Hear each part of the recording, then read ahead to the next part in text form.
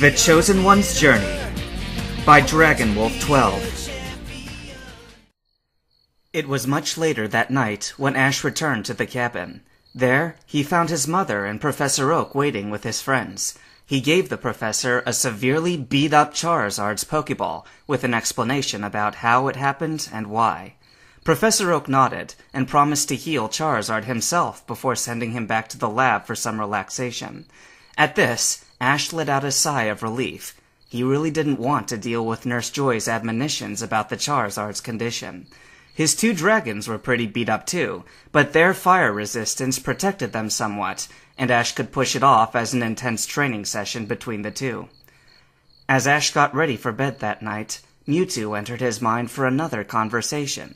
"Why do you continue to defend humanity when there are true monsters like that walking around?" the psychic legendary asked. "I never said that humans were perfect," Ash said. "There are both good and evil humans. You just refuse to see it.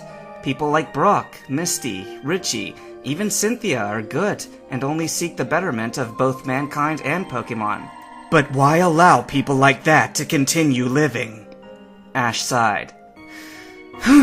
"You always seem to come up with the hardest questions." Ash was silent for a moment and thought. "I suppose if we were to just kill all criminals, then we become no better than the criminals ourselves." Mewtwo remained silent. Ash suddenly realized that Mewtwo was probably thinking of his attempt to destroy the world. He tried to say something, but Mewtwo had already withdrawn from his mind, and Ash had no way to contact the Pokemon. Ash let out another sigh before going to bed. He gripped the shrunken Master Ball around his neck and sent a pulse of aura, filled with positive emotions, into it. The next morning, Ash went to the registration center to find out his next opponent. On the way there, he met up with Richie, who'd won his own match against AJ. "Good for you!" Ash said, slapping Richie on the back. "I battled him at a tournament about 2 months ago. He isn't easy to beat." "Yeah, that Sandslash of his is no joke," Richie said. They stepped into the center and looked at the board. Ash quickly found his face paired up with Richie. Ash had a shocked look on his face as he turned to look at Richie, whose face mirrored his own. Ash quickly snapped out of it and smiled. "I guess it's you and me," he said. "Are you ready for the battle of your life?" Richie smiled back. "Yeah, let's show them how real trainers battle." He held out his hand. Ash shook it. "I'll see you on the battlefield." Richie nodded and left. Ash pulled out his Pokédex and started shuffling his team around. On the way to the Pokemon Center to pick up his dragons, he ran into Cynthia. "Good morning, Ash," she greeted. "Morning, Cynthia," he greeted with a smile. "I saw your battle yesterday," she said. "That Charizard looked quite fierce, especially near the end." "Yeah, well, that trainer was Charizard's original trainer," Ash explained. "And, well, you saw what he did to that Machamp after I defeated him." Cynthia nodded. "Despicable," she muttered. Ash nodded in agreement. "I'm sorry I missed your battle. I needed to take Charizard away so he could take out his rage on a safer target." "I understand," she said. "However, I couldn't help but notice that you didn't give him any commands during that battle." Ash smirked at the unasked question. "Oh, I did. You just couldn't hear me." "Your lips weren't moving," she deadpanned. "And why were you looking at my lips?" Ash asked suggestively. Her eyes narrowed dangerously. "Don't avoid the question, mister." Ash smiled as he felt some embarrassment under the anger in her aura. He shrugged. "I've got to keep some secrets." She glared at him for a moment, before seemingly shrugging in defeat. "Fine, but I expect you to cheer for me at my next battle." "I will," Ash promised. She walked away, but not before throwing a wink at him and swinging her hips as she walked. Ash stared after her in a slight daze, until Pikachu gave him a shock. Ash jumped and glared at the snickering mouse. "Shut up," he said.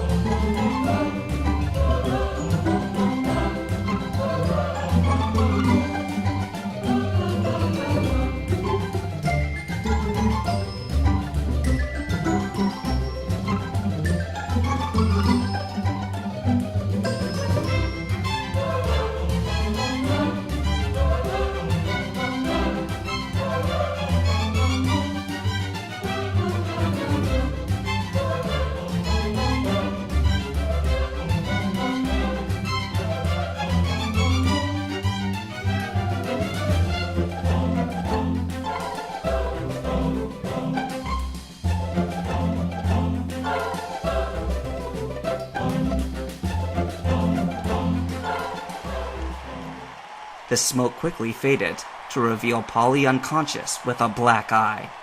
"Polyrath is unable to battle! Glade wins!" the judge announced. "The victor is Ash Ketchum!" The crowd roared its approval, so loud that the whole stadium shook.